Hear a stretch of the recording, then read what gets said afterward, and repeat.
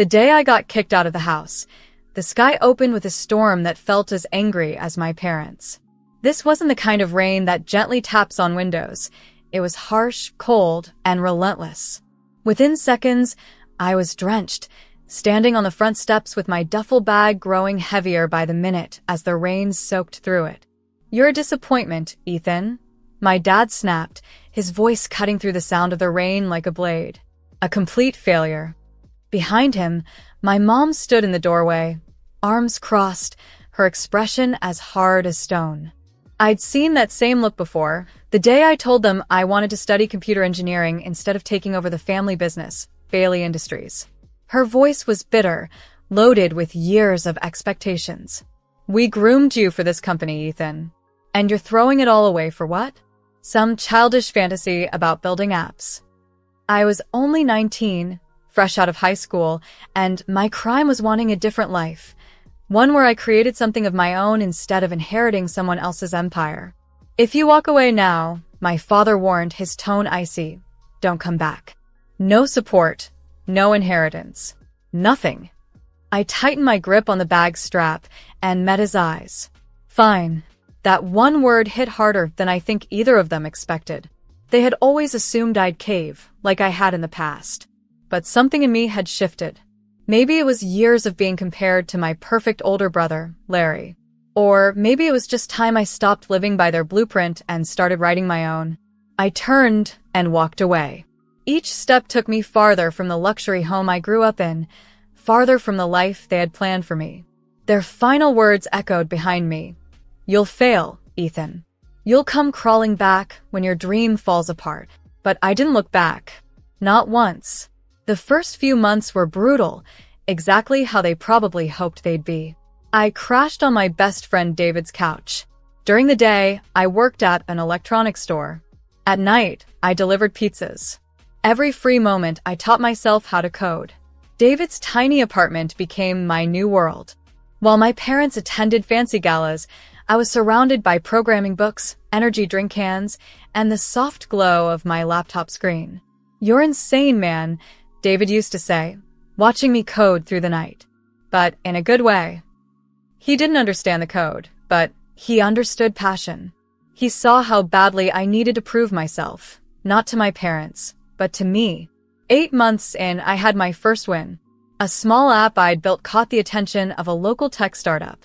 They didn't offer a fortune, but they offered something better, a junior developer job with flexible hours, so I could keep building my projects. I took the opportunity without hesitation.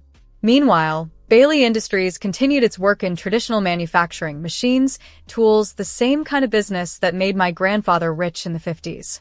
My parents couldn't understand why anyone would choose invisible things like apps and software over something you can touch. But I could see what they couldn't: the future. As they clung to the past, I was diving into new technologies, artificial intelligence, blockchain, and everything the digital age had to offer. 1 year became 2. I climbed from junior developer to lead at another company. My first major app, a unique project management tool, started to gain serious attention. No, I wasn't rich. Not yet. But I was building something real. Something mine. I wasn't rich yet, but I was finally earning enough to rent a small apartment of my own. It felt good to focus fully on my work without distractions. Over the years, I'd hear bits and pieces about my family from people we both knew. Larry had stepped into the role that was supposed to be mine, the future head of Bailey Industries. My parents kept up their perfect image, hosting charity events and business dinners, acting like I never existed. That was fine with me. I wasn't interested in being part of their story anymore. I was writing my own. Everything changed about 5 years after the night I left home in the rain. My simple project management app had grown into something much bigger, a full suite of smart business tools powered by artificial intelligence. I named the company Innova Tech Solutions. When investors started showing interest, I was ready. I'd learned enough by then to know what I was worth. Our first round of funding valued Innova Tech at $44 million. Just 8 months later, that number had tripled. I moved into a sleek penthouse in the city's tech district, but I still live simply. Every cent I made went back into building the company, hiring great people, improving our software, and growing our reach. David, my best friend who let me crash on his couch all those years ago, was now our head of operations. He'd often look around our modern office and say with a grin, from pizza deliveries to delivering cutting-edge tech, "Look at us now." I'd smile at his words, but I never let success get to my head. I could still remember what it felt like to be standing alone in the rain with just a bag and a dream. Then came the moment that changed everything. I was in my office, going over a list of companies we might want to acquire. These were businesses with potential, ones that could help Innovatech grow even faster. That's when I saw a name I hadn't thought about in a long time: Bailey Industries. My family's company was in trouble. While I had embraced innovation, they had stayed stuck in the past. Their profits had been falling for a year straight. They needed to modernize fast, or they'd collapse. I looked deeper into their financials. Things were worse than I expected. A $8 million investment could keep them going long enough to catch up with the world. As I stared at the screen, my phone rang. It was a number I hadn't seen in years, but I recognized it instantly. My father. I let it ring 4 times. Each tone reminded me of that stormy night he told me I was a failure and not to come back. On the 5th ring, I answered. "Hello, Father," I said calmly. "I've been expecting your call." There was a long silence, and then I heard him clear his throat. His voice, once so strong, now sounded different, almost unsure. "Ethan," he began, "we need to talk." I leaned back in my chair, looking out over the city's skyline. "Yes," I replied. "I believe we do." Walking into Bailey Industries after 8 years felt strange. Nothing about the place had changed. The same massive stone building. The same golden letters are on the front. The same serious-faced security guards at the door. But I had changed. As I walked through the familiar lobby, memories came flooding back. Summer days watching my dad in meetings, weekends touring the factory, and all those lectures about legacy and duty. "Mr. Bailey," the receptionist said, her eyes widening slightly when she recognized me. "Your father is waiting in the main conference room." I nodded, adjusting the sleeve of my Italian suit. Not because I was nervous. That version of me was long gone. Success has taught me many things. One of them was how important appearances are. But unlike my family, I never let appearances fool me. I knew they were just for show. As the elevator climbed to the top floor of Bailey Industries, I mentally reviewed the numbers again. The company was bleeding money. Their quarterly profits had dropped by 60%, and their stock had crashed from $95 to just $14 a share. They didn't just need money, they needed a total transformation. The elevator doors opened, and I stepped into the conference room. I was not prepared for what I saw. My father, once the unshakable Raymond Bailey, looked worn down. His expensive suit hung loosely on a thinner frame, and the spark in his eyes was gone. My mother, always polished and perfect, sat beside him with smudged makeup, like she'd been rubbing her eyes. By the window stood Larry, my older brother. He'd put on weight, his face puffy with stress and years of excess. The golden boy didn't look so golden anymore. "Ethan," my father said, standing up. He started to extend his hand, then hesitated and pulled it back. "Thank you for coming." I sat at the opposite end of the table and set down my briefcase. "Let's skip the small talk," I said. "I've seen your numbers." Larry turned from the window, red in the face. "So, you've been spying on us?" "Public information, Larry," I replied calmly. "Your company's decline isn't exactly a secret." My mother flinched when I said your company. "Not ours. Not anymore.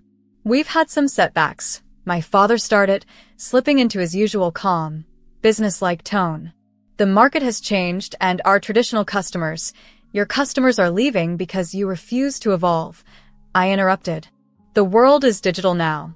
Manufacturing isn't just machines, it's smart systems, IoT integration, predictive maintenance using AI. Larry rolled his eyes. "And now you're an expert? Because of some little software programs?" Without saying a word, I pulled out my phone and opened an app. A second later, the conference room screen lit up with Innovatech's latest performance report, $800 million in revenue for 120% year-over-year growth, and contracts with Fortune 387 companies. The room went dead silent.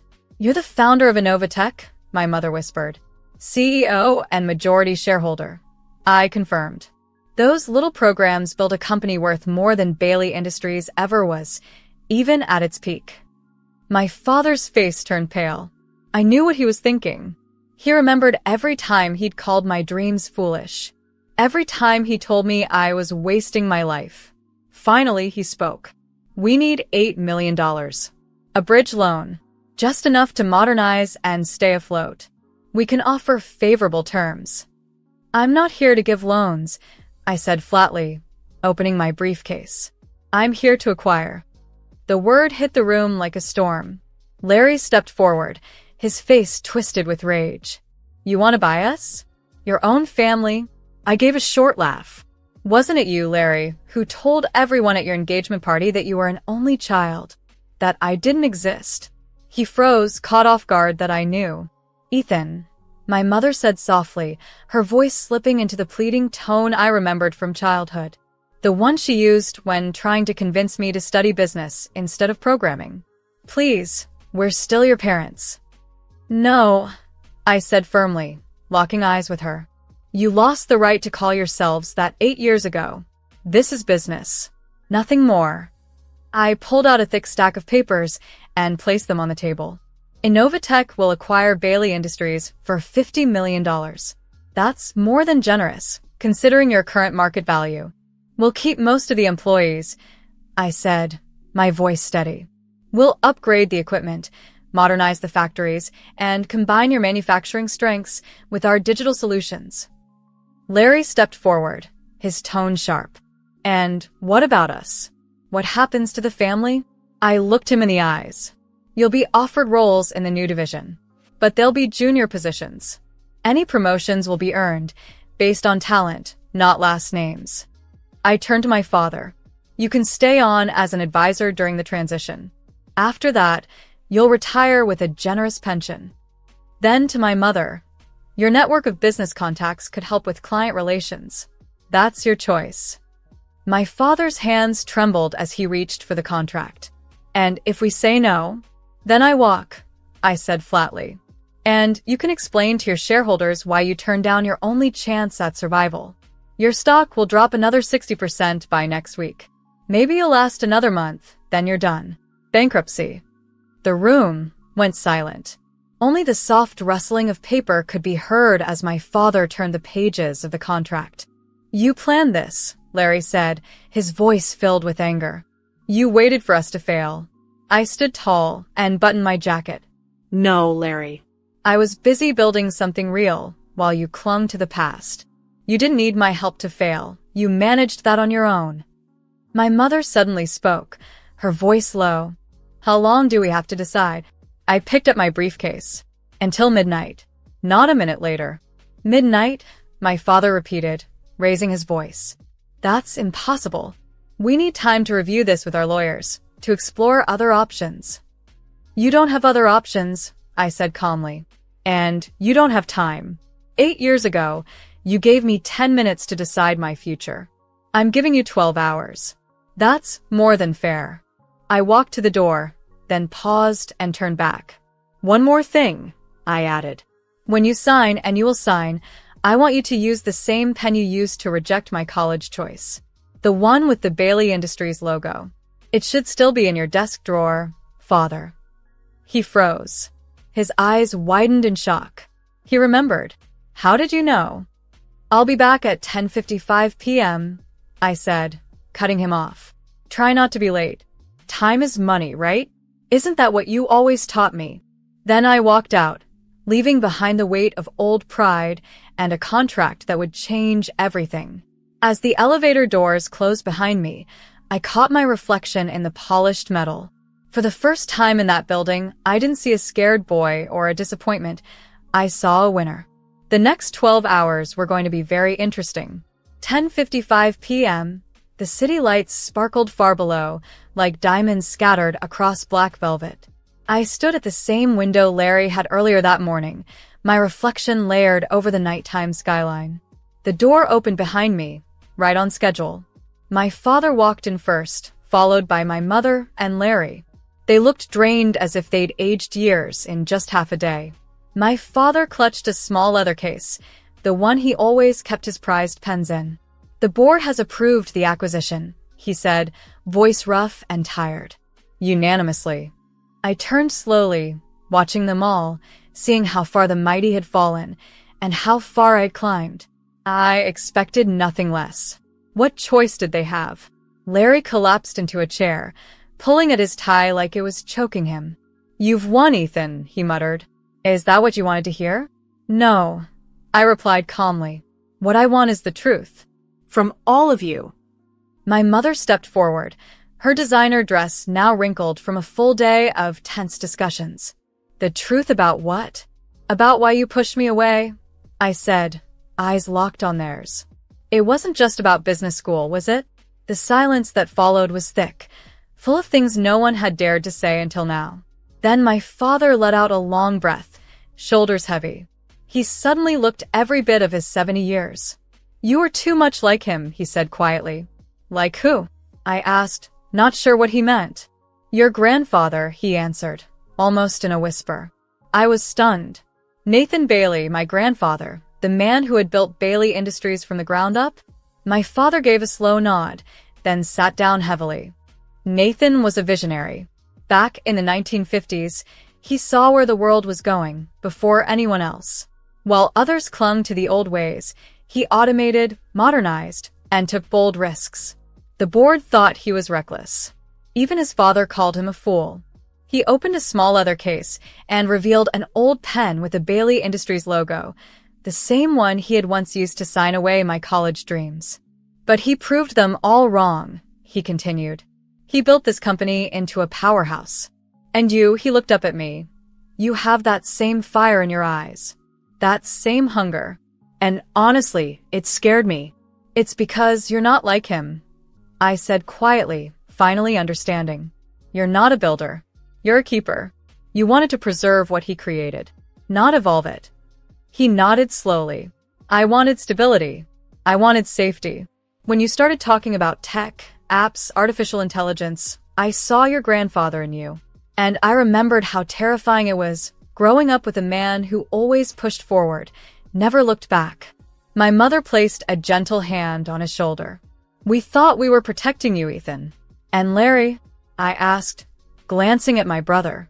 "He was more like your father," she admitted. "Cautious. Dependable.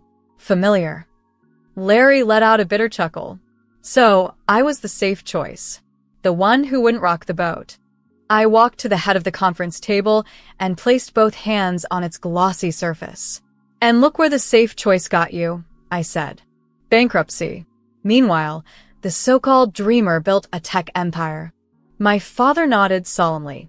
"We were wrong. About everything. Especially about you." He reached into the case and pulled out the pen. The golden logo glinted under the light as he gently placed it on top of the contract.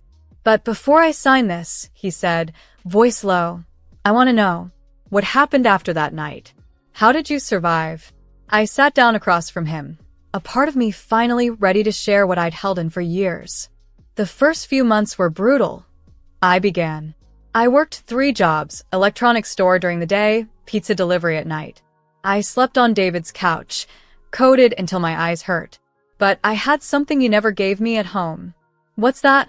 my mother asked softly. "Freedom to fail," I said. She repeated the words like they were foreign. "Freedom to fail?" "Yes," I said. "Because when your own family casts you out, when you're already at rock bottom, every tiny win feels like a miracle. Every mistake becomes just another lesson, not the end of the world." I pulled out my phone and showed them a screenshot of the very first version of Novateka's app. It was clunky, ugly, and barely worked, but it did work.